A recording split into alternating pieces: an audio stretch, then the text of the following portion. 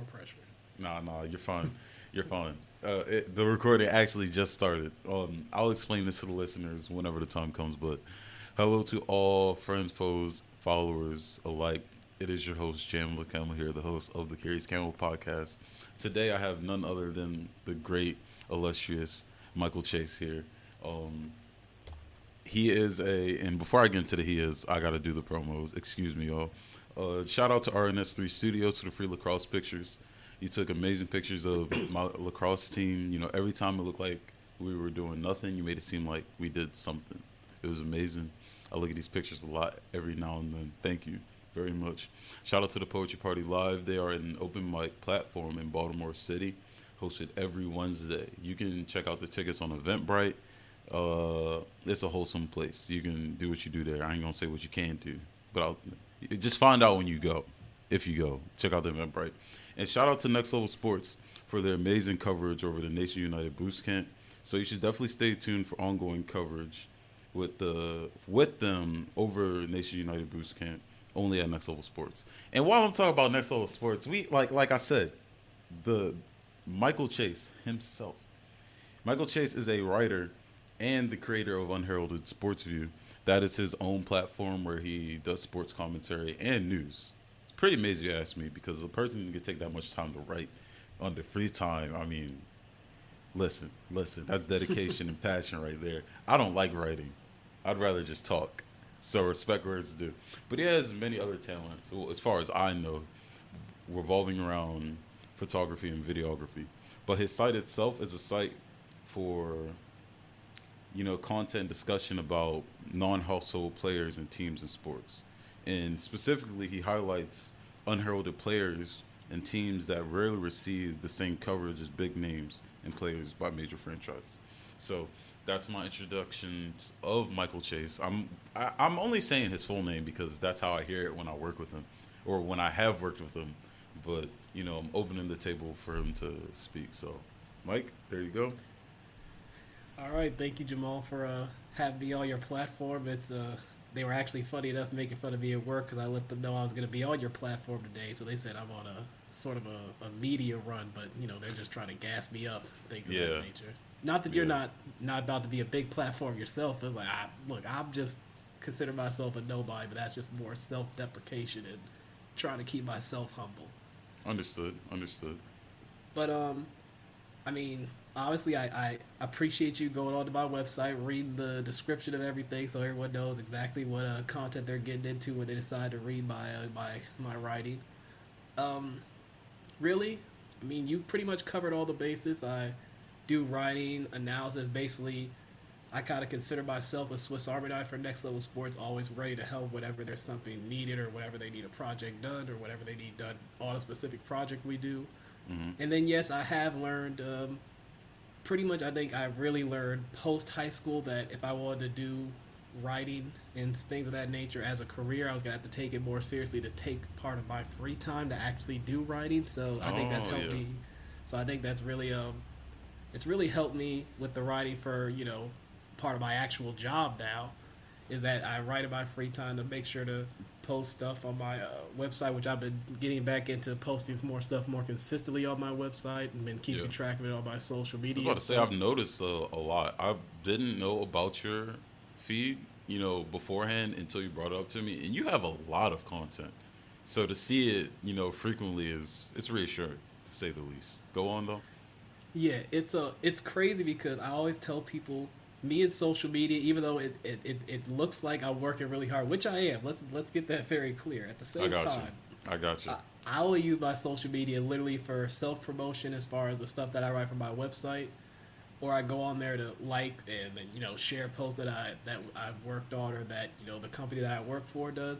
Yes. Otherwise, I don't really use it for too much leisure overall because I guess this kind of to really jumpstart this whole thing. My first real hot take is I just think that overall, no disrespect to anyone or even yourself, but I just think social media is a place that's just not for me.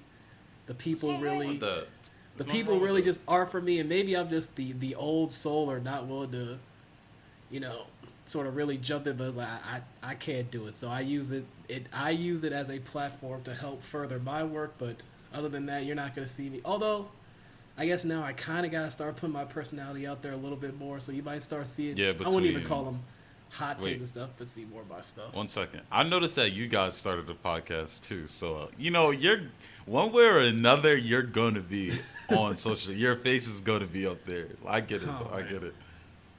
I mean, No, you got the pictures. Your pictures, your face is actually on your website. Like that. That's smart. That's more than smart. That's impressive. It says a lot about your character. And even with you not wanting to be on social media, I'm saying it's nothing wrong with it because coming from a time where, I mean, me personally, I was definitely anti-social media when I was in middle school. I only started social media when I was in high school because I had switched locations from Baltimore to the Eastern Shore and I wanted to make friends. As far as like communicating with people, it's how people communicated after school. It's how you knew everything. Yep. Even now, as a senior at college, like that's like the only way you get like information. I mean, word of mouth Real. definitely, but I'm a commuter. There's no way I'm getting word of mouth. Like rarely. Like that's where you see the flyers, you see other things getting promoted. So, like literally, respect where it's due. There's nothing wrong with not using social media because for the most part, a lot of people are very lost in just using it because it's kind of convenient as that means of entertainment. You have to pay for it, and then like we can get like we don't have to get into it, but like said surges of dopamine that comes from using it, like reward systems that get refurbished just for using it. Like it's free. It's free. You know what they say about a product if it's free. Yeah, it's just honestly, I just think it's like really crazy. Just it's kind of I always say it's ironic that ultimately the field I'm in and trying to further myself get into is now a field that's like basically demanding that you have to have a social media presence. So I'm like, man, I really picked quite the career path that conflicts with basically my entire stance on things and how I go about operating in life. But I mean, at the end of the day, we'll balance it. Go ahead. Yeah, I mean, it's like actually you were just about to say it truly is a balance where now I just go on there and try to promote my work the best I can, and obviously there's some areas I'm still growing and still learning social media where I can do a better job promoting my stuff rather than going on and I mean, as you've probably seen, going on and just posting, hey, here's a screenshot I took myself of the article on my website, go check it out, and give the little sorry ass thumbs up emoji or whatever, like, hey, make sure you go try to find more I'm obviously working on more creative ways to promote and say, hey, there's new content. That's why I've kind of recently gone to the route of just like the whole concept of consistency. Now is like every time I post them, I try to post. Right now my goal is every week try to post something, whether it's like a set of pictures of different events that I've done with a next level that I promote on my You'd be surprised how website. much that would do for you. Like it would do a lot. It would do a lot for you because at the same time you inevitably create this portfolio. Absolutely. At least that has been my take on it, right? Because everything about saying about social media is completely how I feel about TikTok. I'm not kidding. I fucking despise TikTok. I do not like TikTok, but it works. It fucking works, and I'm saying this literally because I was never going to like make a TikTok. I always thought it was goofy to like just these hip dances and this, that, and the third, all of this stuff, right? Just like shit people do, like, cause entertainment. Yep. But I working with the open mic people that I've been working with. I can't say people, the organization that I've been working with. They asked me to take some pictures, take a picture with like the hosts and the organizers and all of this stuff, and whatever we do, if we get food, if we get drinks, they want us to organize some sort of like video or something. And I was like, bro, there's like the easiest way to do this would be to make a TikTok, because honestly, it's video editing software and voiceovers and it's literally like that app is. This really goes back to a conversation I had with a guest about a month ago when I was recording, and when it comes to this technology, it really comes down to how we use it, because if we don't have that bit of consideration, it will use us. Because the thing about TikTok, and this is why I don't like TikTok, this is why I don't like social media now, are these algorithms, right? If you aren't knowledgeable to how this math works, really, because that's what it goes back to, is the math. Yep. You're gonna get fed the same stuff you always look for. So if you're always looking for, or as far as these apps go, you're tapping into these hip dances and thirst traps and all of this stuff. That's literally all you're gonna see. Like there isn't no leaving content. There isn't anything supported. There's nothing conducive to learning and growth. It's all just redundant ass shaking. That's it. And I mean, I mean, just going based on that, it really that's one of the parts that I think I'm gonna have to continue to lean on people who are more in depth and have more knowledge of social media is just understanding the algorithm. So maybe, I mean, maybe because you I can can use start it to getting, your benefit, though. yeah, You can start. like you So can maybe yeah. I could get into people's algorithms. So when they're looking for fun sports content rather than getting the same old people, maybe they happen upon my stuff, and then that'll lead them to my site, and then who knows, maybe things will grow. No, and I mean it. Just starting is, you know, it is its own bit of the journey. So you find out as you go. But no, these Absolutely. algorithms are interesting. I mean, Instagram and TikTok are different in their own ways. So it's a bit of manipulation that you have to tie in. But if you don't like use your own discernment, like you will literally get caught in some like psychodramatic loop. But yeah, you'll do fine. You'll do fine. Like social media is its own like it's media at the end of the day. And you I work in appreciate you. media, so you know what to do. You know what to present. You know For what to sure, and present. I appreciate your vote of confidence in me. As someone who always tries to, again, as I've said, stay humble and try to make sure not to make things bigger than what they are about myself and everything. I always I appreciate people like yourself and others that are always going to be like, "Hey, you can do it." It's like, yeah, I mean, I'm sure I can, but it's never a bad thing to hear from somebody else's mouth too. Yeah, I get that. I understand completely. But while we're on the ideas in the working or the work revolving around self promotion and advertising with relation to social media, I wanted our topic to be centered around self advertisement and the flaw in sports media, at Hmm. least. Uh, just because I feel like it's something you for once I or not for once because a lot of times I give my guests a lot of time to speak, but sports. I am proud. I have no shame in a minute that I know like jack shit when it comes to sports. I didn't grow up watching sports. I didn't grow up playing sports. I never really cared about sports. I played Pokemon. Y'all heard it. I played Pokemon. Look, you're talking to an avid Pokemon player, so if you want to even talk about that, we could talk about that too, my man. Man, all right, let's say that for another day because that would be a gaming episode. That'd be You're a right. gaming You're episode. right. You're That'd right. be a You're gaming right. episode. Um, but nah, like with understanding these bits of self advertisement. The only reason why I said flaws in sports media, and you know that already. We'll get to that to a different point. But I feel as though, and I feel like we started off this episode really great with the direction I'm going into. But self advertisement as a freelancer, self advertisement as a growing entrepreneur, self advertisement as somebody just trying to find their place in their own niche. Uh, One of my mentors put to a great expression, a great phrase that no matter what you do in this world, somebody has to agree with what you're doing. Like like you need a green light by somebody. Somebody has to green light your decisions for it to fly. He probably said that way better than I did, but while I'm here, I'm just thinking about why self promo and self advertisement is a really important quality to have as somebody who is pretty much working on their own craft. So, seeing that you have a website, seeing that you have content, that you have been writing content, and that you can write about, more than one sport. You're not like some one trick pony. Like, you can talk about hockey, you can talk about baseball, you can talk about basketball, football, you can probably talk about cricket, lacrosse, Oh like man. rugby. I mean, it seems that it's not necessarily about the sport to me, but more so about the athlete's own like journey and perspective. Could you get into that a bit? And I have a question for afterwards. Well, for sure. Excuse me, but I would say anytime one thing I've learned in terms of getting into sports, like I when I think about it now, would it have been easier maybe to just try to focus on one sport and getting into that to like the media field, focusing on that one sport? Hmm. Maybe not, because then maybe that would narrow the gap and I wouldn't necessarily be in sort of like this broad sea of just trying to find a job, especially when I first came out of college. But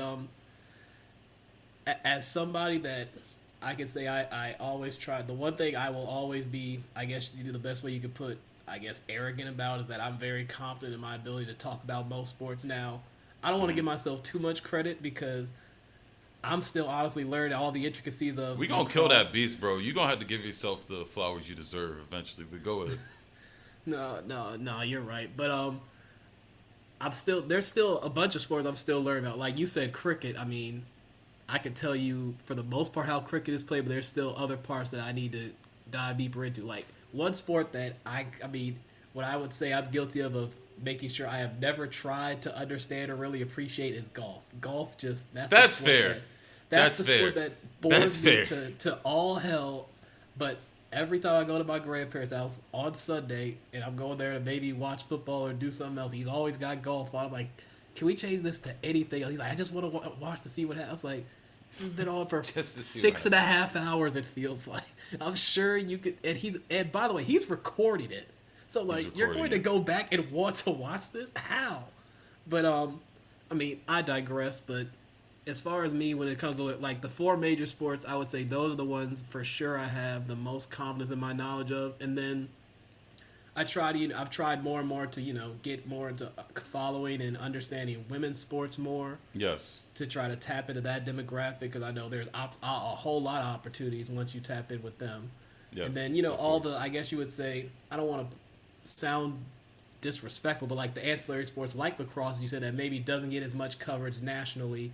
And maybe it's just starting to come up because of all the big news that's been going on around the sport with the PLL and all this other things going on. Especially with my job being so tapped into the lacrosse world, has really opened my eyes to a sport that I knew of, but I wouldn't say I knew of. If that makes any sense. That's a lot of people though. That's a general consensus.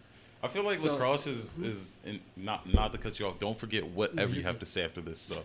It's like lacrosse is like akin to, as far as like, I guess going like, as far as like televised sports, like mainstream, like it's one of those sports you like see in the Olympics, but you don't see it in between.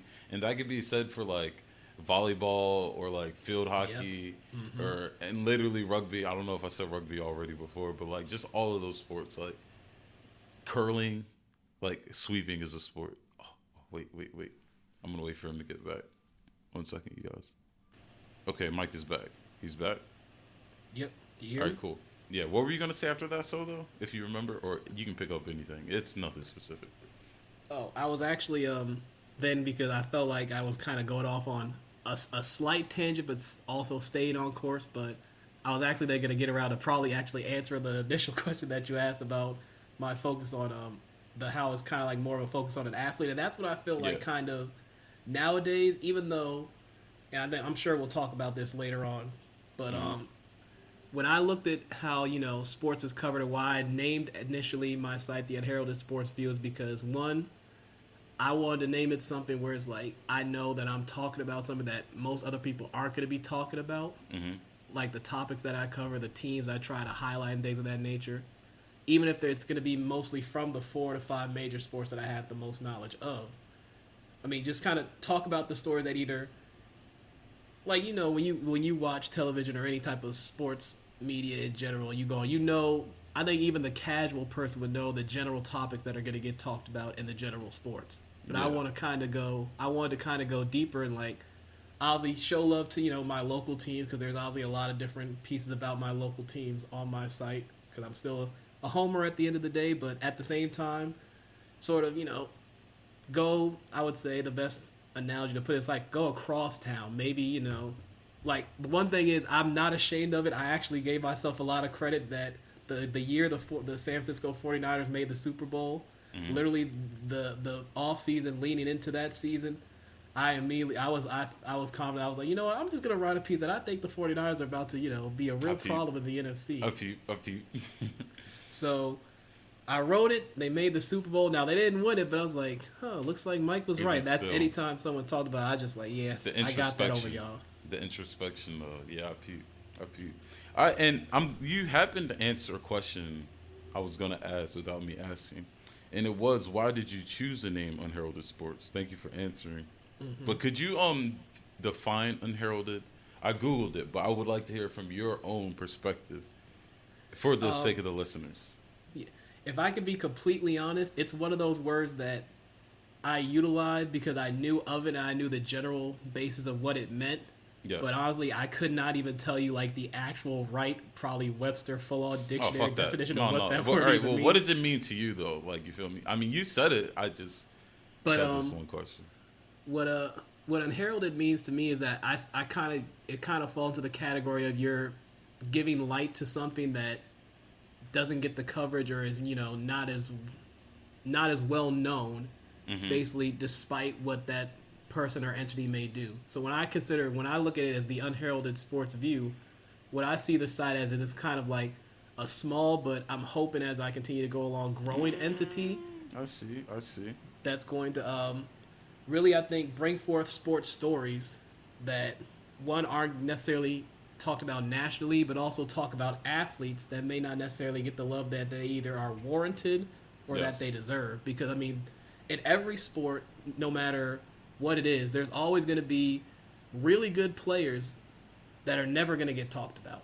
Yeah. They'll get mentioned, they'll get tossed out into the wind. Like they perform, but you'll never hear them, gushed over like we gush over the big name guys. And that's where I think also, and this may be something we get to later, but that goes to my whole idea, the concept of that I still think despite all the praise that we give these major sports entities and sports league, I still think for the most part just about all of them do a horrendous job when it comes to actually promoting the players that provide the great product that they do provide, because they only stick to a certain number. Yeah. That's why when I hear people, either the media complain or the sport themselves complain about how can they market better, the basic is to kind of throw the question right back at them. The answer is y'all just got to market better.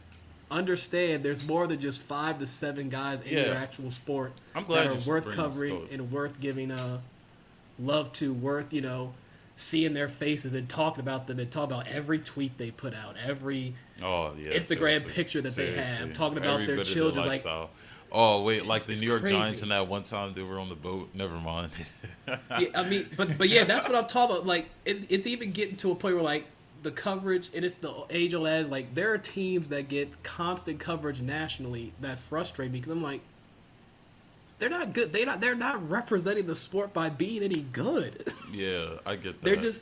They're representing this, but they're hot media topics because, as it seems like one thing the world has fallen into as we have as a society, in my opinion, is that everything is surrounded by drama. Like the news world, the sports world, any part of society is literally ruled by drama. Media itself, like be it whatever I feel like whatever you see on TV, whatever you tend between these media apps on our phones, between magazines, like down to even like some like bullet signs, not bullet signs, what I'm like I know what you're talking about. Yeah, I forget what they're called, but no. Wait, and I think this is really interesting too, when you think about like what you're saying as far as like the sports press media, right? And they're getting into people's lives, this and the third, but down to the point where like they talk about like token names. Yes, there's a specific culture, and I thought this was always interesting to me because like when I was a kid, I didn't really watch sports. I never really watched sports. We didn't watch sports when I was at home. Like that wasn't a thing. That's why I'm here to enlighten you, man. I'm about to open up this can of worms. Appreciate it. But I have a bit of like awareness. I mean, everybody had to be a Ravens fan in Baltimore. Not everybody, but that was just a thing. I kind of like really stopped caring about sports after they won the Super Bowl in like I think it was like 2011, 2012. Like after that, it was a wrap. Like I didn't care anymore. Like that was my sense of victory. Is like I visualized this. I seen this. They brought the trophy to the city, and we had a nice riot. It was very fun, but it wasn't a real riot. It was just like people. What's the word? It was just like hysteria in a way, because oh my God, the Ravens won. But no, I always thought this was interesting. Like as a kid, when like other kids would talk about athletes, and they'd be like, "Oh man, he sucks. He's some ass," and then they get into like statistics, like he didn't catch the ball like this, or he didn't make that many yards. He got sacked. Like, I'll be thinking to myself, like, yo, these are like professional athletes. Like, one, they already don't know who you are, and two, like they're performing at a level in a sport that you probably can't even play, or at a level you can't comprehend to even play at, kind of thing. And to hear people say, "Oh, this person's ass, this person's terrible," like it's cool you have the opinion perspective, but you literally cannot do what they do. Like, at the level they play at against other people at this whole nother conscious level. Like, it's surreal to me. Like, Yeah. I in my bad, because I even put No, this, you're good. like, when I started, like, I play lacrosse now, right? Yes. And I go to these PLO games and I'm watching. And you know, I hear people in the stands like, "Oh man, it's such a terrible pass. Like, why would you do it?" And like all this shit, like, how you drop the ball, like one, like, bro, dropping the ball in lacrosse, like that's like an unspoken, that's something that's like, damn, kind of shit. So to see professional players drop a ball too, it like brings that, might use this word some reassurance that, like, you know, it's hard to be perfect. So to hear people like that can say this shit, watching people catch balls flying like 90 miles per hour and shit, it's like, yo, you probably couldn't even, you would flinch. Like, you would probably shit your pants. Like, there's no way you can say this person is ass when they're performing at an immaculate level. Like, that's the whole point of the Olympics in the first place. And a lot of these athletes perform at an Olympic level. I mean, the whole point of the Olympics is that these people are not superhuman, but like they are beyond what is natural, and obviously they compete to see who's the most unnaturally fucking, I don't know, amazing. I can jump all these hurdles faster than you. Like, imagine her jumping hurdles. Not me. Never mind. Never in my life. Yeah, and I don't know. I mean, as far as like the media goes, when these casters get to talking about certain athletes, I feel like that breeds the culture of talking dramatically about said athletes, when in reality we should, like, I'm not saying praise them, I'm not for that, but like, yo, respect where it's due. It's that shit is impressive. That shit is impressive. Wait. I want to add now before, and somebody gonna chop me up about this, because I just learned about Deion Sanders. Like, I knew who he was, but I didn't know who he was. Yeah. One of my teammates like gave me a good piece for not knowing all of his achievements or whatnot. Brother. Yeah, it's cool. I know, right? But I was gonna say, did Stephen A. Smith like perform at any high levels? Because I know you got like a personal thing with. Oh man. Well, the one thing I can give Stephen A. from what I remember from, now I'm not gonna say I'm an avid watch. At this point, I've turned into like a very casual watcher of First Take. Like, I don't even watch it on TV. I just get their little clips they post on YouTube. Yeah. One thing I do remember him saying, that he did play high school basketball. I'm not sure if he played college, but I know for sure, I'm pretty certain he played high school basketball. And I think that was about it. So I guess it's the whole adage of, you know, you can't talk about the game unless you play the game, which that's a whole other topic that, I mean, if you want to get into that, we can, because that's a whole other, I could go on and on about how ridiculous both sides sound in the argument, but. Okay. That's interesting. We just got to bring you back, Mike. That's it. We just got to bring you back. Look, I'm happy to come back anytime. Absolutely. But as far as that, I mean, it really just to kind of sort of go back around and piggyback off what you were even saying, and maybe even wrap it up in a sense, it really just comes down to, I think, the major faces of sort of like this sports media talking head world have bred this sort of, you know, comfort within, you know, the consumer that, well, if they could talk about it, I feel like, you know, I mean, I watch the sport too. Maybe I don't get to watch it in the fancy mansions that they do, but I can see what's going on. I may not have played, but I can clearly see it on my 4K high definition TV. Why can't I have an opinion about it if they're going to talk about it and they haven't necessarily played it either? So you see, it turns everything into like a cycle. So now it's like, and I'm not going to say that I wasn't like that when I was first getting into it too, and I've had my moments where I've sat there and I've said, man, this player, he stinks, or but the one thing I've learned in sports media, now getting into sports media and learning the nuances of it, is that I've learned, as I've said, to separate how I speak and how I operate as a fan from how I speak and how I operate and present things as an actual analyst when I'm doing my job. So as a fan, fans, as they say, there's a huge difference, because as a fan, I can sit up there and not think twice about when, you know, a guy's been playing really bad for a week or something like that. I'm like, man, this guy sucks. Get him out of here. You know, like how a normal fan would. But then at the same time, the analyst side of me knows if I'm going to write about it, Now, whether you want to say that's the whole concept of putting on a mask when you go to work, that's a whole other story. But it's like, what I know deep down, even when I say that, I'm acting off of emotion.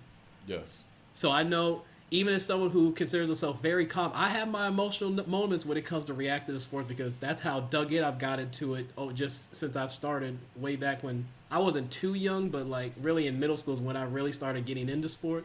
Yeah. So from there on, but now I know it's like, yeah, in a fan's perspective, you can say this, but you also got to know, one, respect the player, because what they're doing, you can't do.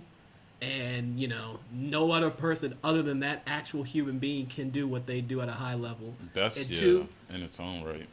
Yeah, and then two, when it comes down to it, there's different ways you have to talk about certain things and certain aspects when you're talking about sport. If you're talking about just the stats, you can be, I think, a little, and at least in my opinion, a little harsher, because you have the numbers in front of you to back up the statement you're trying to claim. If you use the numbers correctly, of course, because as we also see, numbers can get skewed all the time. Yes.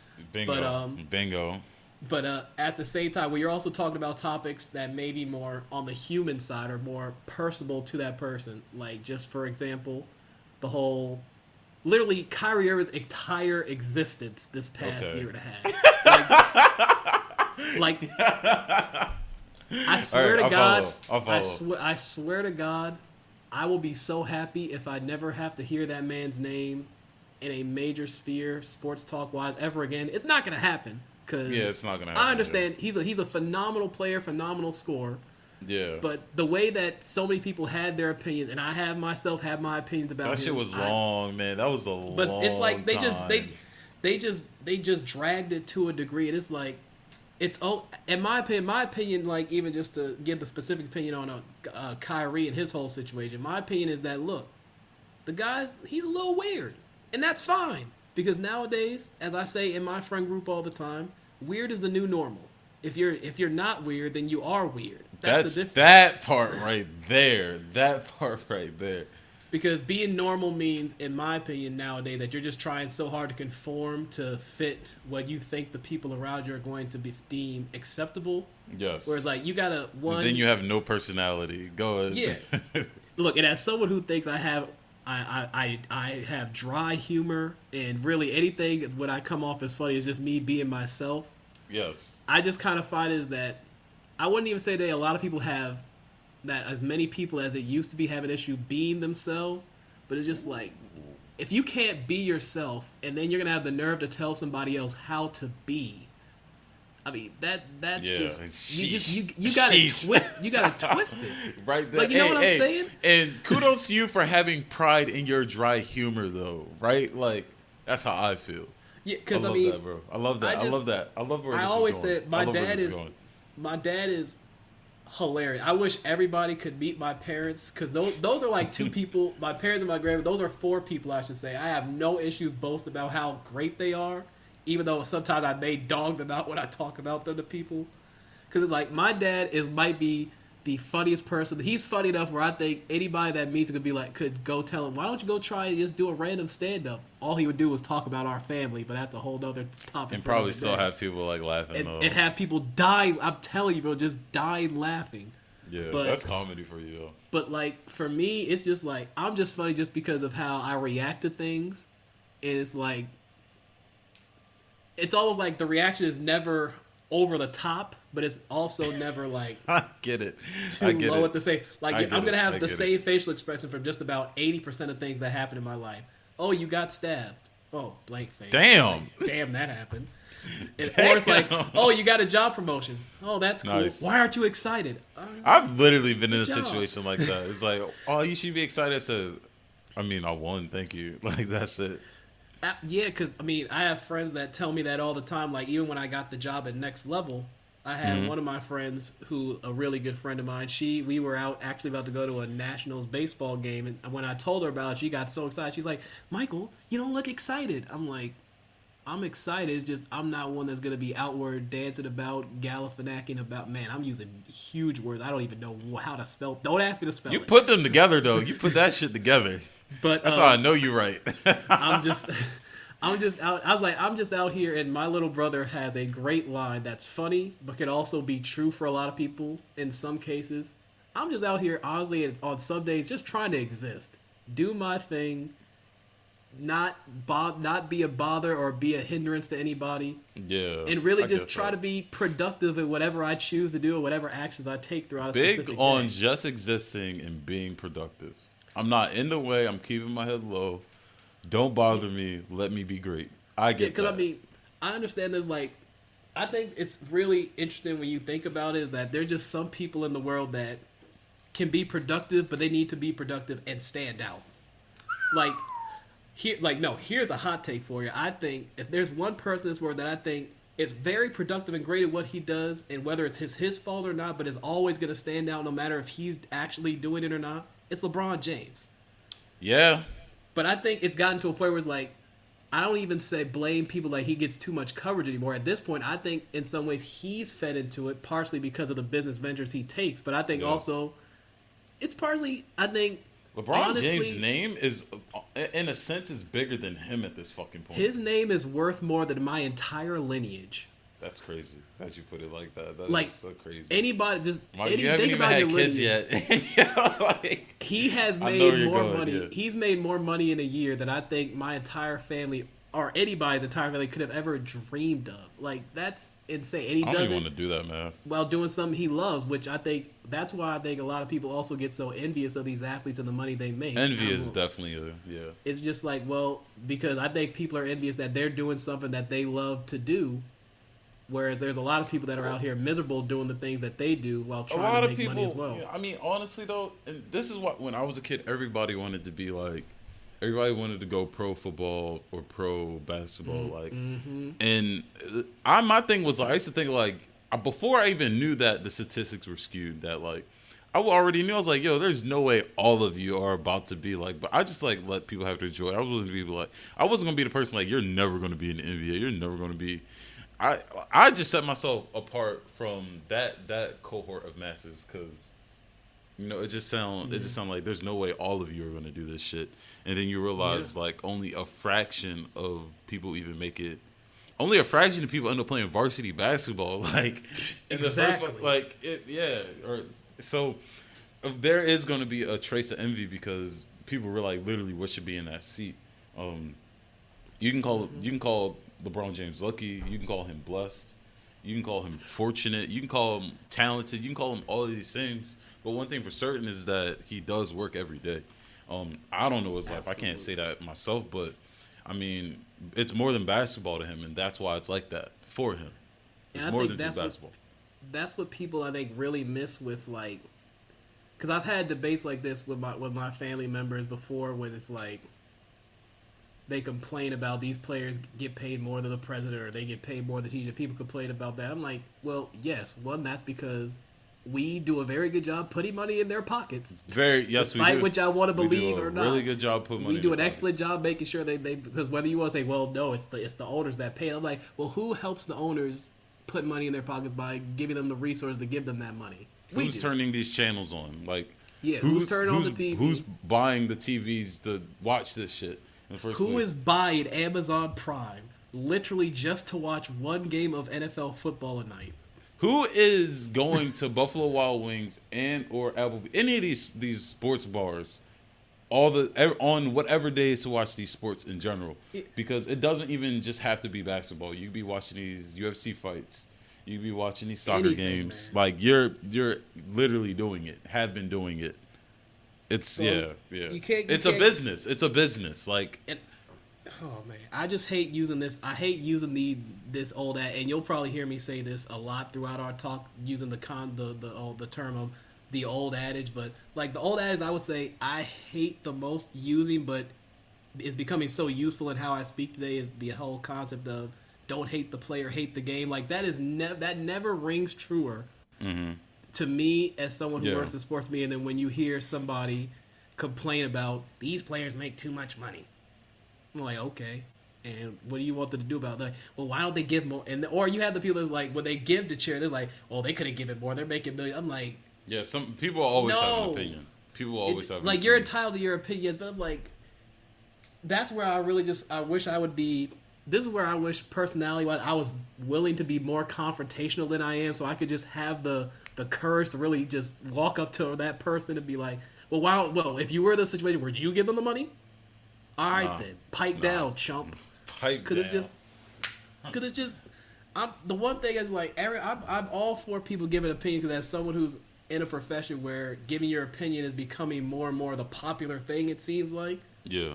You still have to give your opinion fairly, respectfully, and have an understanding of what you're giving your opinion about in the first place. Have some audacity. Yeah, like for people to have the audacity to criticize things, and then you ask about it, like, well, I haven't really done this, that, or I don't know what it takes to go into it, but like, you can have your opinion, but understand your opinion only holds but so much weight, because you're showing no understanding of what you're actually having an issue with. There's a fine line between like criticism and just hating. There's a fine line. It really is, and I think even people are really out here trying to stretch that line. Like, what a lot of people I think nowadays is constructive criticism is literally just hating. Like, no, you're playing favorites and you're hating on somebody else, but you know. Yo, while we're on this, can we please talk about this whole Lamar Jackson thing? Not the Lamar Jackson thing, but this whole the QBs. Like, I noticed that was a thing, because I did watch a bit of football, and it was like traditional QBs just throw the passes, right? Well, I guess around like 2018 or whenever Lamar Jackson got to Baltimore, there was, and I don't want to say he started the trend, but it became a trend that QBs start running the ball, and you know, it turns into a whole. And I'm saying this because recently I saw in my school's bathroom. Look, y'all, I just think it's funny. I'm not about to. I don't care. Don't get political with me, and don't get political with Mike. Don't do that. Don't, because at this I don't point, have any problem. As someone who has no knowledge of political value, but if you bring in politics with sports, I'll go at you. If you want to come at me at this point, he said he wanted to smoke, y'all. Yeah, because I'm so out of the picture when it comes to social media. If someone was really to come at me, I'd almost welcome it. Mike actually knows his shit. He doesn't get his information from TikTok or Twitter. Maybe that'll help my algorithm. I don't know. Yo, he knows his shit. Don't play with him. But I saw somebody right in my school's bathroom, like somebody like we're fucking high school or middle school or some shit. We're on the bathroom door. They said Lamar Jackson is a shit QB. He can't throw. He's a fucking runner back or some shit. I should. Yeah, and it's like a typical thing. I know you and Matt be having these discussions, and then y'all get into the statistics and shit. I mean, as far as I'm concerned, like, Lamar Jackson is a talented athlete. He's a talented athlete along with the other. Yep. I think Patrick Mahomes is another QB that does like a lot of running. I just think, you know, for one, when it comes to this type of stuff like sports, real life, all these things, nothing will 100% stay the same. Like, as far as sports and real life goes, ideologies, practices, implements, it all evolves with time. Like, things literally change. So, you know, to see football change in that little bit, because it's still fucking football, it's still people lining up and running at each other like that. Some shit won't change, but seeing somebody run the ball versus passing the ball, like, it's not a bad thing to see. Why are people shitting on him? Like, I don't get it. I really don't get it. Like, just because he played the game differently? Like, what is he missing that other teams can do that allows that makes it so that he has to run the ball or can run the ball? Because I'm pretty sure he can't fucking pass the ball if he's a quarterback. Am I stupid? Jamal, before as I start to go into this lovely soliloquy I'm about to give you, stole that from Stephen A. Smith. I love that word. I will give him credit for getting that word hip into my vocabulary. But besides that, all I need you to think about is, let me start with a number, 64.5%. Now remember that number, okay? You said 64? 64.5%. Remember that percentage as I go through this. I'm going to write it down right now. So, if you think about it, if I told you a QB would complete 64.5% of his passes, at bare minimum his first 3 to 4 years in the league, would pass for around 2,500 to maybe crack 3,000 yards, pass for, that's a lot, at bare minimum 25 to, and if he has a really good year, maybe even passes for 36 touchdowns and wins an MVP. And then he rushes back-to-back seasons for 1,000 yards And then even in a season where he got hurt in 6 games, was on pace to rush for another 1,000 yards when his team wasn't completely hurt. Would you think there'd be any issue with people about that quarterback? You sounds phenomenal to me. Yeah. Well, I just described to you, for all you buffoons out there, Lamar Jackson. That is Lamar Jackson. For those of you who say he cannot throw, his career completion percentage from the last time I saw it, I have not looked at it in a couple months, but I'm pretty sure it ain't changed that much. He has a career 64.5 completion percentage. That's over 50%. That's more than half. You want to know what's crazy about that, though? Even more crazy, Jamal? Yeah. A quarterback who is in the same race demographic as him, but didn't get nearly the slander that he does. And I hate to do this because he's also one of my boys. Well, I mean boys as far as guys that I love to watch playing. Is Cam Newton. Cam Newton for his career. Oh shit! Completed Oh, 50. shit. Completed 57.5% of his passes. He actually was the antithesis of inaccurate. Wait. He said the antithesis of inaccurate. He said 50 what percent? 57.5% completion percentage. That's Cam Newton basically for his career. His career. And His you're career. talking about Lamar Jackson in his first 4 years. And Lamar Jackson in his listening. first 4 years is completed is on average basically of 64.5%. Yeah. That's They insane. both won an MVP. Mhm.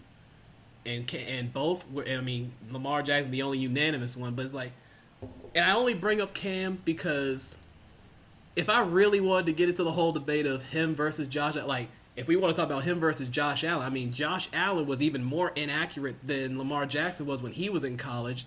Now, whether you want to say, well, he's at Wyoming and Lamar Jackson was at Louisville. When was the last decent wide receiver Louisville put out? It's Devontae Parker. You want to know where Devontae Parker is now? With one catch, getting blown out by the Dolphins in week 1 with the Patriots.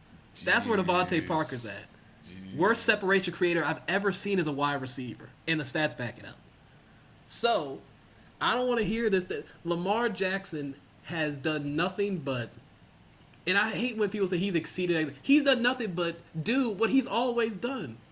In his college career, all he did was increase his completion percentage every season. His completion percentage in the year he didn't win the Heisman, which was his last season, the year after the Heisman, I should say, when he won the Heisman Trophy, he had a better completion percentage that year than he did the previous season when he won the Heisman. So think about that.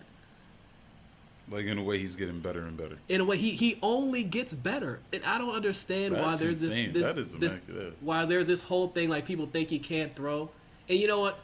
And the one thing I've always said is I hate nowadays making things like a race comparison or a race thing when it comes to sports, because I feel like people are so quick to do that with anything, whether it comes to politics. But wait, Mike, disconnected. We'll be right back, y'all. All right, guys, Mike is back. Go ahead, pick up. All right, so but one interesting thing that I haven't fully fleshed it out yet, so I would say hold me to this, but also be understanding that I'm still really getting my thoughts fully together when I bring up this idea. No problem. But man. it's something that I talked about with my parents. And, you know, anytime I talk about stuff like this with my parents, it always gets brushed off, or it gets to a point where I'm like, all right, I'm not going to discuss because one of y'all is just not going to hear me out with what I'm trying to say. Typically. And it's mostly my dad. I mean, I'm just going to throw him under the bus. It's pretty much my dad most of the time. But understandable, relatable. But what I would say is, if you really think about it, the whole concept of when they get now into the concept, because ESPN has even talked about this at times on their different shows and everything. Fox Sports One, all the major sports are like, are we in the era of the black, or has this been the best era the black quarterback has ever seen? That whole ideal, and I'm like, well, yes, I don't know why that's such a thing to put out there in the newsosphere of sports. We've been known that. Because black quarterbacks, by the way, have already won a Super Bowl. But you want to know why guys like Cam Newton and Lamar Jackson aren't going to get the respect that they deserve? Mm-hmm. It's because a quarterback that looks like, and just think about the air quotations I'm about to put around this word. This is why we get in videos. I'll further explain this to you. Go ahead. If I was able to do this on video, this would hit even, I think, even I know harder. it would. I get literally. But just think about go ahead, the bro. reason why the quote unquote mobile quarterback hasn't won is because a quarterback that looks like looks like them, and the them is Lamar Jackson and Cam Newton. And what I mean by them is, has Patrick Mahomes won a Super Bowl and he's a black quarterback? Yes. Has Russell Wilson won a Super Bowl and he's a black quarterback? Yes. But what's the difference between those guys and guys like, just even to just specifically get it down to Lamar Jackson? It comes down to the concept of, maybe it's also because there's also some racism amongst the black community. It's because Patrick Mahomes, I think, and Russell Wilson, maybe because they're lighter skinned, they're more palatable. Ooh, you did not. Ooh.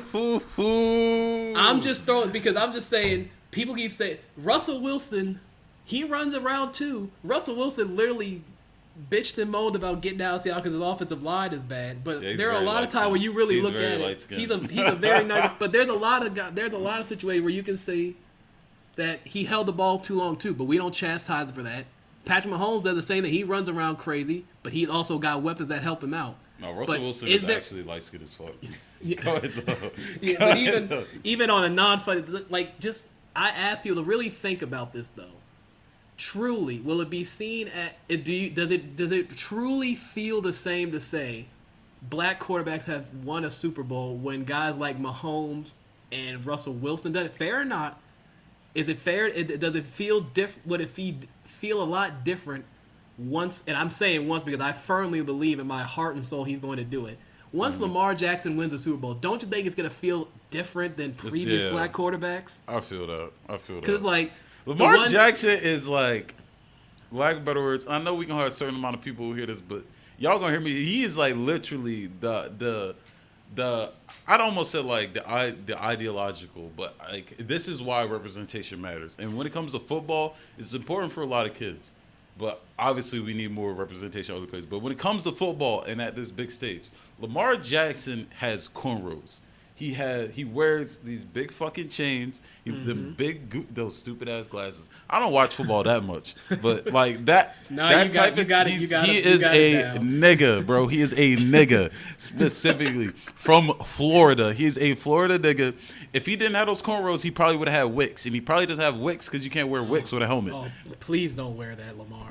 But yeah, nah. It was just like, my point. I get where, and like that's why I feel like, oh my God, talk about this Jets game that they just had too. Like that's why, like, because I remember when like Flacco was the Ravens quarterback. Yeah, like people used to give him so much shit. Like after the Super Bowl, like he used to get so much shit in the city, and to hear about him performing against Lamar Jackson and Lamar Jackson the new Ravens pretty much blowing them out. It's not necessarily a blowout, but 20 whatever it is, like 24-9 kind of thing. And and Lamar Jackson went to go like shake his hand or hug him, whatever. He got like no respect. Like that shit explained to you, like visually, the state of the sports system altogether. These enterprises that they are, because at the very least, now you could say it's a Flacco thing, it's a pride thing, but I feel like at a bigger grand scheme, you would get past that and just shake a person's hand. I don't know. I don't watch sports, but that's the type of shit that is interesting to me. I feel like the NFL is sus as fuck anyway. NFL and NBA is there. They are sus. I won't get into all of that. I'll say that for another episode, maybe on Black History Month. I'll do that for me and invite Mike.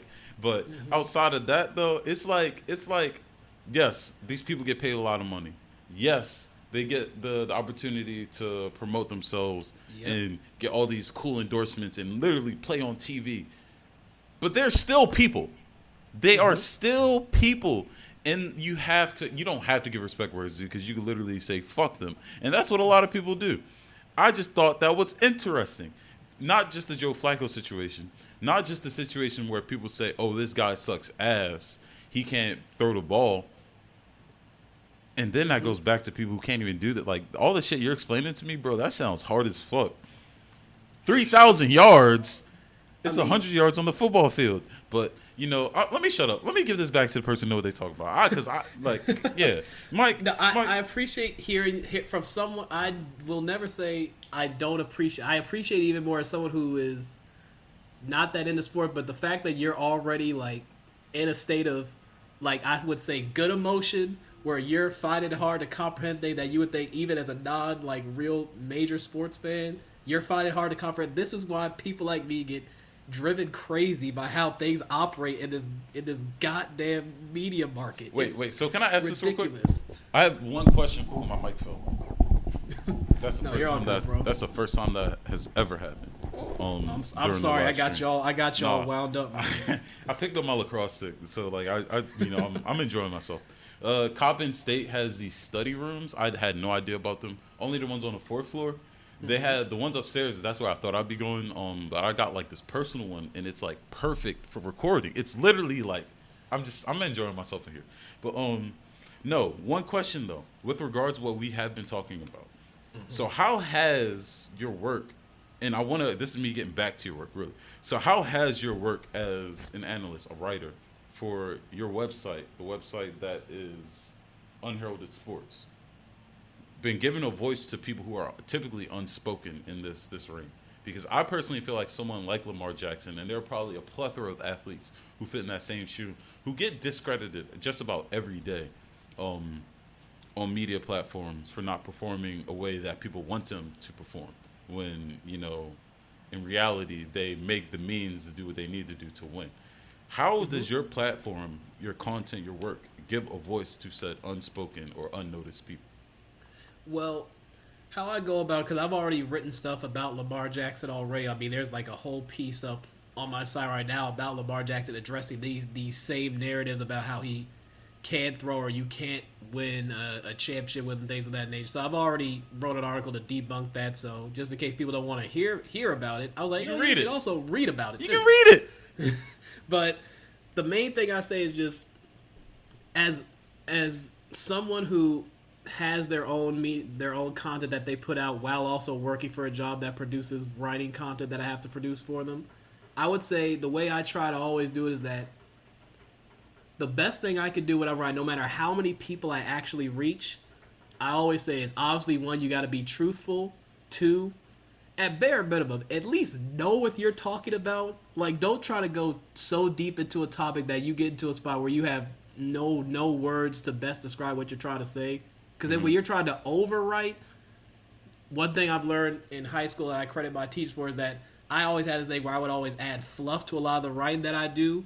But over the years, I've done a better job of like truly cutting that down. So now my point gets across, and now I'm not writing 4-page dissertations to tell you about a topic that should take me at most maybe 2 pages, even if not a page and a half to write about. I'm not gonna lie though, the thing about college is like you get these like requirements, and that's what it turns into. It's like I got this one reference, like this one quotation, and I gotta like find a way to make it into 1 page. Go ahead though, don't let me veer you off. No, you're good, because I mean that ties to my whole thing. Like now, anytime I write about a topic, I always make sure to give myself personally parameters, because I know obviously I could talk for a while about a topic. That doesn't mean I want to sit there and write and ramble on about a topic, because that's never going to keep people interested. So that's one thing about my podcast, and I'm grateful to have you here because we're keeping true to this. And all my guests really. It's like when we can have these discussions, but I love when they come back to a center point, be it the topic or whatever specifically, to tie it up, dress it up nicely so that it's smooth, it's clear, it's understandable, it's transmissible. The people that listen are getting a necessary feedback. They're not like just going through like our thunderclouds in a sense. You feel me? But go ahead, pick up. This is beautiful. So it's really one of those things where I always say, if it's something that I really am, I would say, quote unquote, passionate about writing, I know those are ones that are going to be a little more lengthy because I'm going to want to put more of my opinion. Yes. If it's something where I'm just trying to, quote unquote, make a point, and I have the numbers or I have the general knowledge or research to back it up, that's where it's going to be probably a little shorter than it normally would be, because it's like, I'm just going to make my point, I have the numbers to back it up, and you take them as you may. So say like a recent piece that I wrote about another quarterback, funny enough, in the AFC North, Mitchell Trubisky. I literally just wrote a recent piece about how I think this year in Pittsburgh could be a year for him basically to revive his career, because we're talking about a guy who was a second overall pick, and now basically he's become a journeyman quarterback despite having an over 500 record. He's had, actually in his 2 career playoff games, played relatively well. And I think the team he was drafted by in Chicago, like what's kind of, I think, happening to Lamar Jackson too, never really did as much as they claimed or were showcased as doing to truly make him as successful as I think his talent possessed. Now, I'm not saying Mitchell Trubisky is as talented as a guy like Lamar Jackson. Mm-hmm. And I'm not going to stick my neck out and say you can win a Super Bowl with Mitch Trubisky either, because he does have his shortcomings. But I've also said the numbers, well, they always also say numbers, while they can tell a story, can also lie. His numbers also don't lie to a degree, because you can say, well, his defense did this for him, or they really helped him out. I'm like, he's still got to make at least a couple plays a game to help you win a football game. It's not just he did shit all, and then next thing you know, the defense had 3 pick sixes. Boom, they won the game 21-3, and all Mitchell Trubisky did was just show up and put a jersey on. No. So I always try to make sure when I write an article, especially when it's centered around a particular person, 1, tell their backstory. 2, make sure you give out the numbers that you want to give out. And then number 3, if you have your personal opinion of them, make sure you provide it, but you provide it to a point where people also understand. You're not just sitting out there, as they say, one of the terms that's really fun to say nowadays, like you're not out there basically caping for them. You know what I mean? Yeah. It's just anytime, like, especially for someone like me, where it's like, again, I never know, and it's pretty safe to say I don't reach a large demographic with my work right now as someone who's still very, very young in the game. Yeah. But one thing I also noticed with that too is establishing your target audience. It narrows down specifically, like it narrows down who you feed the information to, not necessarily who's willing to find it, but who you feed it to. That was one tricky thing with me and my podcast along this journey within the year, was like trying to figure out who exactly I'm catering my work for. Because if you find, and there was a comic book artist, his name is Manuel, I think it's like Goody or Guri. He made Black Sands Entertainment pretty much, and he like narrowed down specifically. If I find this link, I'll send it to you. I'll make sure I send it to you, because the way he dressed it up made it very tangible, down to like, if you find that 1% of Americans to essentially follow your work, like that's a lot of people, I don't know, but a target audience, narrow that down, who you want to serve this to, and it could be amazing for you. Because when I first started, and I was like going through my woes and ways of who to necessarily feed to, I was still happy to just have like those general listeners, like some people who were friends, some people who weren't necessarily friends, but just on the wave. Like, it was nice, and it grew into a bigger span, to the point where I'm just happy to do this. I'm happy that people like to hear what stuff that not only I'm talking about, but what we're talking about, what I invite people to talk about. Not having a clue as to what we will talk about, they just know that they're gonna tap in, and that's where I get happy about this type of stuff. So and I've gotten closer to establishing my target audience, but as far as you going further with your work, try to like narrow it out, like what, be it demographics, be it psychographics. Psychographics is just as important as demographics, because it could be very much be place, not race.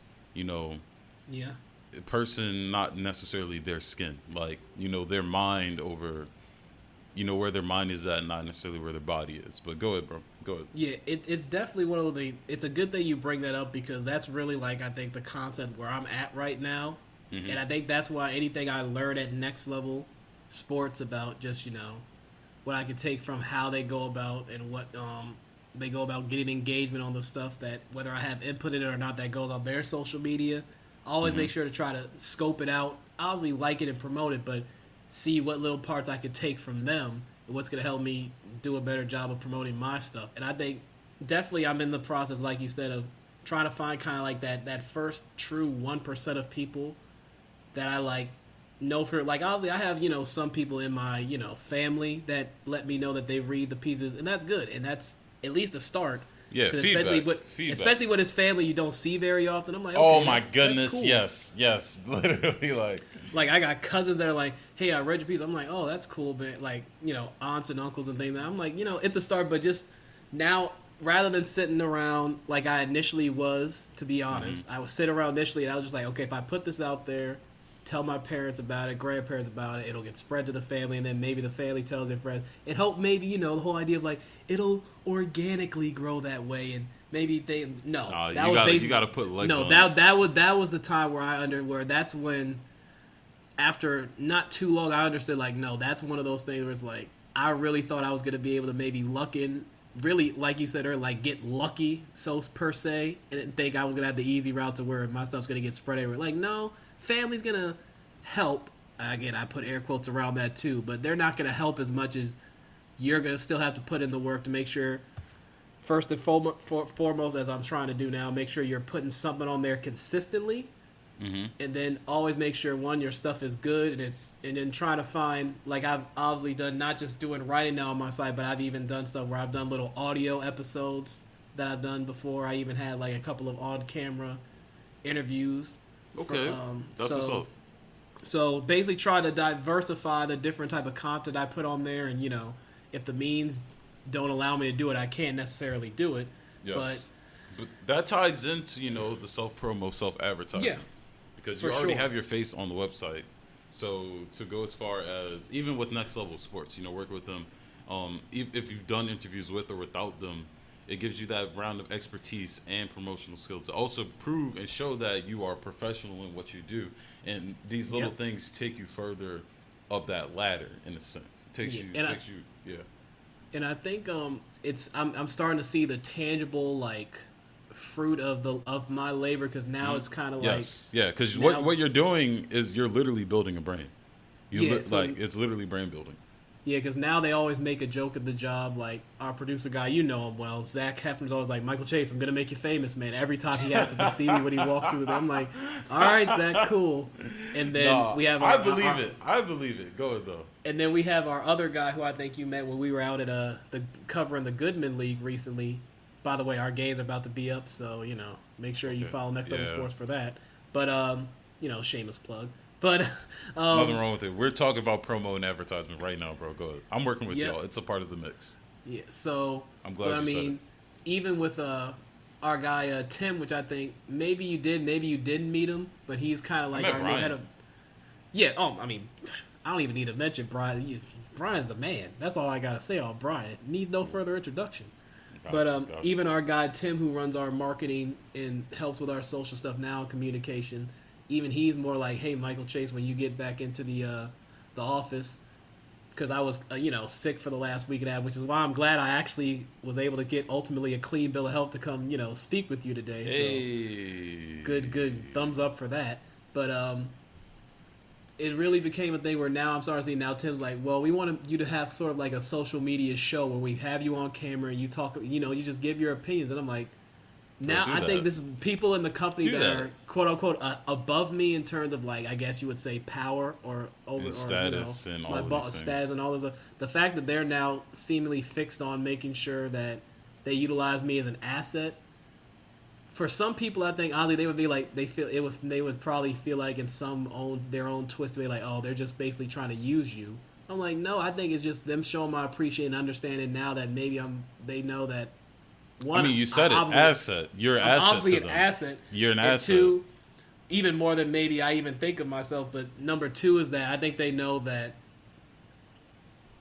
there's an avenue for us to further grow if we put obviously younger it's an faces. Agreement. It's literally an agreement. Like they grow, you grow.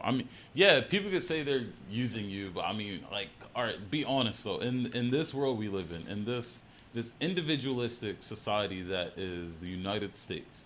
I'm not even going to talk about capitalism because in this society where you have to make yourself into something, yes, somebody is going to benefit off of your work. No way, shape, or another. You working a regular 9-to-5 is being used. You're being used. And we're not going to get into 9-to-5. When I say you, I'm not talking about you. I'm talking about the average person. No, I get what you mean. Just having a 9-to-5 is being used. Bro, just existing in this country is being used. That's the whole point of capitalism. You having a car and buying gas is you getting used. You're not using the car. The car is fucking using you. Even as if you think about it from everyone, the whole phenomenon where everybody wants to be an entrepreneur. They always have that same old thing where every kid's like, when I grow up, I want to be my own boss. It's okay. But how though, and why, and to how, what why, and then even just going off the basis of that, it's not even that. I think it's just you do understand people are profiting off of you even when you're an entrepreneur, because that's very fucking true. Whatever you're selling or trying to do, there's some entity, some company where you're going to have to give them some type of monetary value back Yes. In order to do quote unquote and live the self-made rich style life that everyone wants to American strive dream. to be. Like, Yeah, like said before, like somebody has to green like this shit. So you doing whatever you do for NSLE is because you're obviously good at what you do. Like that is you being an asset to them, but at the same time, it's you being a remarkable person on your own. There's no saying that after a certain amount of time, there's like a lot of the stuff you do with them, you can and will be doing on your own. I'm not gonna speak for you. I'm not saying this is what you have to do. I'm not saying you're gonna do this. But you literally, like, you could have your own show. That's what they literally just fucking told you. They wanted you to do a social media show, but who's to say you can't have your own show? They're literally like, yeah, you can have your own show. Come on now. It really just... down to the way you're talking about stuff and the way you stand on it, you have more expertise, not just in sports, but, like, the consciousness and awareness about... It's really a lot of empathy to put yourself in the minds of other athletes and what they've gone through to give this perception of understanding. That's a show. That is a show. That's a fucking show. Go ahead, though. It just comes down to the mindset of, like, I always tell this to my friends. They always hit me back with the complete opposite or try to turn around on me. I always say, like, one, I'm never gonna walk into a room and think I'm the smartest person in the room. Now, some people may say you need to think they would have the confidence. I just see it as that. Again, one is just my personality. I'm just a naturally humble person, even though I'm sitting up here bragging about how humble I am, but I guess you take that as you may. But I mean, really, I kind of just see it as a thing of just, if I'm really gonna do this thing with sports, it's always a thing of, would it be easy for me to, like, do things how things are going, what's popular, and just get into the popular sphere of it? Or do I want to do it, the whole, I want to do it my way type of thing? Now, I think in some ways I see how that could be stubborn, because it would be a lot easier if I would just conform and just be more willing to give these wild takes and things of that nature. But I don't consider any take I ever give wild, because it's always based in some fact. Respect. And then number two, I really just, like, one thing everyone in my family always keeps telling me is that, well, maybe you should start doing YouTube videos, like, YouTube is so oversaturated, but go ahead. But it's like, I won't get into that. I mean, no, again, if I'm back on, we could talk about that too, because that could be a whole conversation. But I always confirmed. Michael Chase is returning. Michael Chase is returning. Go ahead. Oh yeah, whatever you want to schedule it. But it really comes down to the fact that I just have, once I've gotten to the game and really started making content, like, yes, there's some stuff, and I have a YouTube channel, and there's some of my stuff from my website that I put on my website by posting it on my YouTube channel and using YouTube as a link to get to it. Yes. But even at the end of the day, I'm still, like, I'm not one, even in the demographic I'm in, that's quick to try to rush to jump on and just start making a whole bunch of YouTube videos just talking. One, because I think even for myself, that wouldn't necessarily be nearly as entertaining to me. Yeah. Because, like I said, I'm gonna have to really do something to stand up, because there's 100,000 of channels that literally talk about sports. Yes, literally. Give their opinions. You're on it, yeah. So it's just yeah. If I don't want to be out there just wasting my time swimming that sea, hoping something finally hits. So I'd say, why not write, do stuff like this? Obviously, one thing I even said to myself was that when I got on your podcast, like, this is another great opportunity to get on another podcast, because I did a podcast with that's actually up on YouTube as well, called SFL Nights with Ashley Jackson, who's one of the who's a woman who's a part of the Simulation Football League that Next Level covers. I was on her podcast. Nice. Now I'm doing this podcast with you. I feel like this is another avenue where I can try to, get out to a wider audience, and people can hear my voice, see my face, and things of that nature. So, bro, that's what we're here for. Go ahead. So, I mean, just obviously always keeping my ears on. So nowadays, maybe when I was, just getting into this whole concept of the media realm, I was still, I kind of reverted back to being like the shy person. Was like, someone would offer me something. I'm like, nah, it's okay. You probably want somebody better. But now it's like, no, yeah, I'll do it. I don't mind. At this point, I don't mind. I'm not in a point where I don't mind letting my voice be heard, because nowadays I think we hear so many other people's voices, and they just say, to be brutally honest, a bunch of just like full on nonsense. They're like, nothing I'm gonna say can possibly be any worse than what you're hearing from these other people. Word. I'm sorry. That's Because where I that's that's where I am. nonsense. That's Nonsense where I am specifically. gonna be arrogant. I'm not the smartest guy in the world. I'm not the most in touch guy in the world. I got my flaws with how I see certain things, but I'm willing to hear all sides of the argument as well as, discuss all sides of the argument. Wait. It's funny that you say this, right? Because one thing about my podcast specifically, it's that like I joke about this, but this is a part of my promo, my brand, the advertising, all of it. I make it very clear that I ramble. Like I make it very clear that this is nonsense and that people listen to me just like literally dump shit out of my mouth.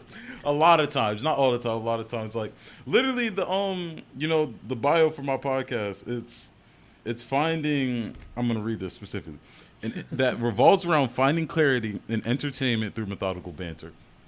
I'm just literally that's perfect. Literally shooting shit. Like, I thought you were about to hit me with the whole word I just say a bunch of word vomit, and I just hope something sticks that people are gonna hang on to. Nah. I definitely put my 2 cents into making sure that it's feasible. Gotcha. But I've said that already. I've gone into that already, and my listeners are aware too. So that's where my pride comes from in this, is that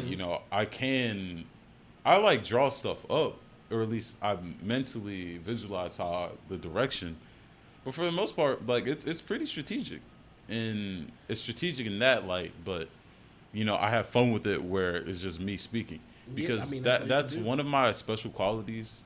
It's always been speaking, so it's never been and I'm saying this because I had my shy phase, but when I stepped into my confidence and my confidence became me, it became a lot of I just didn't question myself, I can speak without having to thinking and needing to check all the time, and that was my own special praise. Go ahead though. The best way I can describe it is just that I think, and I don't want to put words in your mouth or put I would say pictures on the experience that you've gone through, but how I kind of see is that, and correct me if I say something wrong, like people like us, it's like we've grown into being, I think, a lot more secure and understanding that we know what we talk about. Yes. We have an understanding of what we don't know. Yes. But can also talk about the fact we don't know and we're willing to learn about it. Where I think some people, like one thing I'll always say is that if I get into an argument or a discussion with somebody and they hit me with something that I was not aware of, that maybe go against me or maybe brings up new information to whatever we're discussing and may force me to change something about what I was arguing, I don't have an issue with that. I think a lot of people, I have nothing. There's nothing wrong with me. Like I have no fear in being wrong. Like if I'm wrong, I'm wrong. Yeah, like if I turn out to be wrong, like if you turn out to be wrong nowadays, what's the worst thing that could happen? Unless it involves you making a decision. If you say something that turns out to be wrong, the worst thing is someone tells you that you're wrong. I mean, unless you're that hurt by it and you always have to be right, then I mean, at that point you may. That's a pride thing. That's an ego thing. It's a pride thing. You may be borderline, a narcissist, but I don't know what to tell. I mean, I can't help you with that point. Yeah, that's not there. It's a you and God thing at that point. I can't. I just always look at it as that when I speak or I make an appearance or I put. Oh, wait, guys, he's coming back. He's coming. All right, he didn't even leave. He's right here. He didn't even leave. All right, good. But I would always say anytime now, just to kind of, I guess, wrap this whole conversation, wrap this part of our conversation. Yeah, we're getting towards the end. You got that. I just say what I try to really think about when I give an opinion on anything, because I mean, when you have me back, Jamal, we could talk about anything. We could talk about women and men and the things and the issues I have on both sides, because one thing I definitely want to notice he said both sides, y'all. He said both. He didn't just say one. Go ahead. One thing I want to leave y'all with that hopefully we could even get more into when I come back on next time is that one of the things I've stood on since this new year started, the year 2022, is my concept is that I'm holding everybody accountable. Word. There's no ifs, ands, or buts. There's no, can there be gray area? Yes. Is that always? Am I always going to see the gray area? No, because certain situations don't demand that there's a gray area. And then number 3 is like, I'm never gonna make it a thing where it's like one side, where I'm gonna make something that's not dual-sided, one-sided. Like, that's dumb. I'm always gonna stand on the fact that everybody has some culpability in whatever concept that you want to talk about. Everybody has a part to play, and everybody can be blamed for whatever situation they're in. This is perfect. So, real quick, just for a little spin. This ties into your work because and how. This definitely it's with regards to athletes and performing on their team. Oh, perfect. This is exactly where I was about to go. It really did the whole concept of, now that I'm trying to live by this, and it's not just a 1-year thing, I'm trying to live by this. He said live by this. We talk that everybody has to get held accountable. And morals. When there's information put out there that's either twisted about an athlete that I feel, or is not given in its proper context, I got to write something, or I just got to give my opinion about it, because either you're wrong, or 2, you're trying to mislead people into getting to your side of thinking, which is also the wrong thing to do when you're supposed to be giving the news. At the end of the day, sports is still news, everybody. Despite what ESPN wants to tell you, is that they're an entertainment sports network. Like, no, them mofos still, their job is to give you adequate and consistent news. Lamar Odom. And then even with the... Oh, man. Entertainment Tonight, damn near, the way they talk about drama. And then even when I look at just, like, news in general, everything is so just like, yes, you want things up to the minute. Yes, you want to have instant reaction. And yes, a lot of the things that you want to talk, there's a lot of things that go on that you want to talk about, or I should say that don't get talked about because they're not as ear-grabbing, eye-catching. They just don't appeal. Yeah, it's just the whole concept of... They're not as sensational. We know it's attention. And yes, stuff we like know that. it's sensationalized when it comes to news.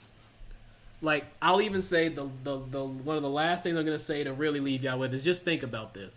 When you think about news, whether it's regular news, political news, news about, social news, and then sports media, all these entities have, I think, the same problem. It's the fact that they are incredibly dependent on the sensationalization. You got it. If I said that word correctly. No, I knew exactly what you were going for. Like, they're hypersensitive. Yeah, they're so... I can't even do it. Go ahead. It's like they're so dependent on things that on, like, 3 things. And I think it actually may even just be 2. I think nowadays it's drama and tragedy. Those are the 2 things. Those are the 2 things, if you really think about it, that drive the news cycle. In any walk of life, and that includes sports, because sports are the same thing. So, I just want to leave you. I really just want to let, for all your listeners, just really think about that. Especially these past 2 years. I ain't gonna say what it was, but you know what it was. Yeah, bro, Kyrie Irving, and y'all know what the fuck I'm talking about. Yeah. Drama and tragedy, right there. Because I'm telling you, it's just. That's why I don't want to watch the news, and the only time I guess I actually try to follow news is around election time because I have to vote. Yes. But then, look at he practices his civil liberties. Y'all better. Go ahead. Now, but it's just with me when it comes to, that's why I also made sure to not fall into the whole right into a news station and try to intern there, because I don't want to be in the news station environment, because I also don't think I would like that environment either. I like the environment I'm in right now. So I always say, like, I love that. If you really think about it, it's just drama and tragedy drives so much of what we consume as a media market. It's actually kind of scary. And yet there's so much good, and despite so much good in the world. So just positive, just natural good things. But that's not what gets people. Like, we're like really desensitized, and I thought it was interesting that you brought that word, because like these platforms feed off of, like, the hypersensitization. I don't know if that's the word, sensitization. This us being so hyperactive and reactionary to said information. It's like, because it's like one of those things, like, not everything demands that you have to have an instant reaction, but based on how society works right now, if you don't get an instant reaction out there, your voice is not going to be heard. Bingo. Which is really crazy to think about. Because it's like, why would you want to hear someone's instant, like, gut or emotional reaction when you could give them time, whether it's a day or week? It's just, I can't understand why, some people don't just want to take the time to sit down and really gather things before they react to them. And I do this with basically now everything I do. So, like, even if I go out to a dinner with some friends and we talk about stuff, and then the next time we go out to dinner is when I actually react to stuff that got talked about the last dinner. They're always like, why didn't you just address that when we were there? I was like, well, one, I didn't have enough information, nor was I in the right state, I think, to actually contribute to that conversation. I was still thinking about it, too. I was still, like, I was still proud, because, again, I can tell you, all my friends, like, my close friends are all women. So, think about going out to a dinner with 5 or 6 women. Yeah, it's and a lot. How am I going to jump into that conversation, man? That's why I got to sit back and think. You just let them have fun, and you just... Yeah, I let them have fun, and then when they include me, I'm like, yeah, that's cool. Yeah, you know, my life's been good, and I ain't got no girlfriend. I said, yeah, you know, stop asking me about it. I get it. I feel. But yeah. So I just want people to really think, and then just think about when you consume sports news. I really try to emphasize that the people that are in your face 24/7, that are like the talking heads and things like that. One thing I've learned to understand is that I used to be one that jumped on the train like, man, I hate these guys. Why do they even have a job? Like, no, they have a niche in this industry. Yes. I respect it. Yeah. And what they do and what they're able to do and how they're able to consistently do it. The Skip Bases, the Shannon Sharps, Stephen A. Smith, Colin. I can go on and on just naming all the talking heads that I've had issues with what they said and how they portray things in the past. But they have their niche and they understand. And I respect what they do because, at any point, they are doing what their job description is, which is providing entertainment. I, however, come from the fact that I can provide entertainment while also not being overtly hyperbolic, not necessarily having to always get loud, and I can still give you some decent information, and we can have a discussion about it without necessarily having to throw stones and try to prove which one is right, which one is wrong. Not everything has to be a debate in sports. There's no need. You're right. Yeah. I know what you mean. So... Again, that's all. Unless you got more questions for me, Jamal, that's all I really got for you. Because if I'm gonna be back on, I gotta save some of the good stuff. That's fair. I did have one more question, and we can wrap this up. So it's really what got you involved in sports media in the first place. Well, this is, I think, a great way to send off because I have a really nice sort of short story I can give you guys to leave you with just about my journey. Is that one, I didn't, and I think I mentioned it earlier in our talk, I didn't even really jump onto an interest in sports till I was in middle school. Yeah, I remember that part. So once I got into high school, it was like, yeah, it was festering a little bit, but I actually came when I was younger. This was from when I was a little baby. My big thing was animals. Still love them to this day. I love animals, things of that nature, and my whole idea was, I'm going to be a I'm going to be a zoologist. I'm going to be a zookeeper when I grow up. So I got to go to college. And what do you know? College, the first thing you got to do is freshman bio. Yeah. And you know what that was like? You didn't really like my teacher. He wasn't very helpful. Basically failed. I didn't get an F, but I failed the class, at least in I didn't succeed very well. I understand. And it ruined my report card my first year of college, bear in mind. And that's what made me think, this thing for sports, though, maybe I might need to get and tap into that and see where that leads me. Which then led me into the communications field, and I went into this sort of subsection I always describe it of it called digital innovation, film and television is what I got my communications degree in. That's impressive. I'm listening. Yeah. And when I tell you, it's one of those things where I wish I would have gotten into it sooner, and also I'm hard on myself where I say I wish I would have taken more advantage of the opportunities it afforded me. Because it's kind of, once I got in there my sophomore year, it's like, okay, let me get through this and then see what the story goes without really looking deep enough into everything it could provide. I still took advantage of certain things, but even still, it helped me understand that, one, I'm not going to go on and say I love being on camera, but I don't mind being on camera, which is obviously a big thing when you're getting into media. 2, I love to write, and I don't mind talking and getting into discussion now. And I think that's grown even more and more, my want to discuss with people about sports and everything like that. And then really, once I got into the... One second, my bad. Michael, I'm running out of time, so... I can wrap it up for you. Yeah. But basically, it's just, once I got into the working world, I worked a couple of jobs leading up to NLSC, and... basically, from there, I just said, if I want to, get my voice out there and be successful, then I got to go out there and I got to really work for it and work with the different jobs that I have to this point. And now, here I am. So it started it's just one of those flames that kind of continued to get stoked until I finally got that one bit of oil dumped on the fire, and now where I am today. All right, cool. All right, I would love to wrap this up as clean as possible, but I'm running out of time in the study room. So y'all, please tap into Michael Chase's work. I'm gonna put in some links to my best ability, whatever. Because podcasting, right? Can I hyperlink, whatever though. But yeah, definitely tap into Unheralded Sports. I would read the actual website right now if I could, but I have to leave. This is your host, Jamel the Camel here from the Curious Caml Podcast, and until next time, thank you. All right, cool. I got it saved, and All right, am I good to hop off, Jamal? So I can let you, go leave and go about the rest of your day? Yeah, he told me I'm good, but I'm going to go ahead and go about it because I was supposed to, check a book or something, and I didn't. So, I already saved it. Let me let you get back to life, man. We'll talk again. Yeah. We'll talk that, again. That was the hour 30 minutes. That was the hour 30 minutes. Perfect. That's what I was going for.